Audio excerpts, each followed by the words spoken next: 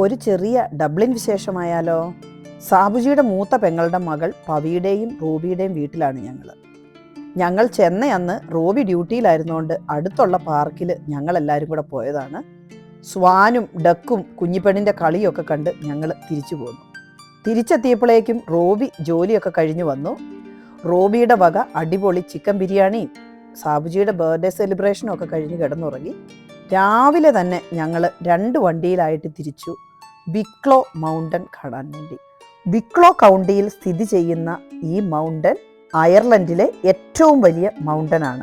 ഒത്തിരിയേറെ ടൂറിസ്റ്റുകളെ അട്രാക്റ്റ് ചെയ്യുന്നതിന് പുറമെ ഫിലിമിംഗ് ലൊക്കേഷൻ കൂടിയാണിത്. സൈക്കിളിലും കാറിലും ഒക്കെ ആയിട്ട് ആൾക്കാർ പോകുന്നത് കൂടാതെ തന്നെ ഹൈക്കിങ്ങിനായിട്ട് കാൽനടയായിട്ടും ആൾക്കാർ ധാരാളം കയറി പോകുന്നുണ്ട്. മുകളിലെത്തും തോറും നല്ല കാറ്റും തണുപ്പുമാണ്. 925 മീറ്റർ ഹൈറ്റുള്ള മൗണ്ടനാണിത്.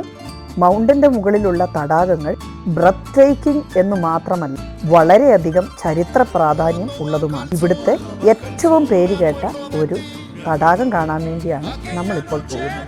ഇവിടെ വരുന്നവർ ഏറ്റവും കൂടുതൽ ഫോട്ടോ എടുക്കുന്നത് ഇവിടെ നിന്നാണെന്നാണ് പറയുന്നത്.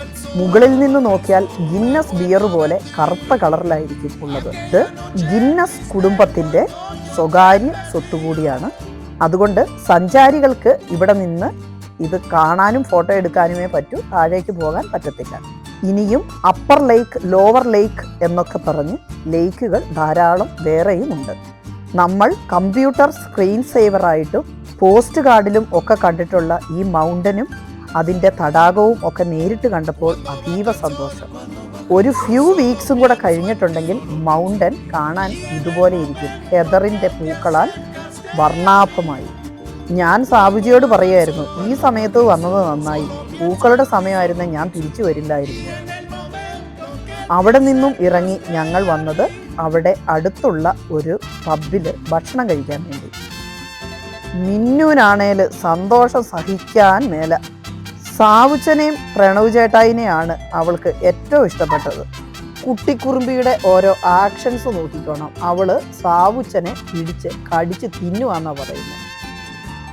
അയർലൻഡിലെ ഏറ്റവും ഫേമസ് ബിയറാണ് ഗിന്നസ്. സാബുജിയും പ്രണവ് കൂട്ടനും കൂടെ ഗിന്നസ് വാങ്ങി ഒരു ചിയേഴ്സ് പറയുന്നത് കണ്ടപ്പോൾ മിന്നുവിനും ഒരാഗ്രഹം, അവക്കും ചിയേഴ്സ് പറയണം.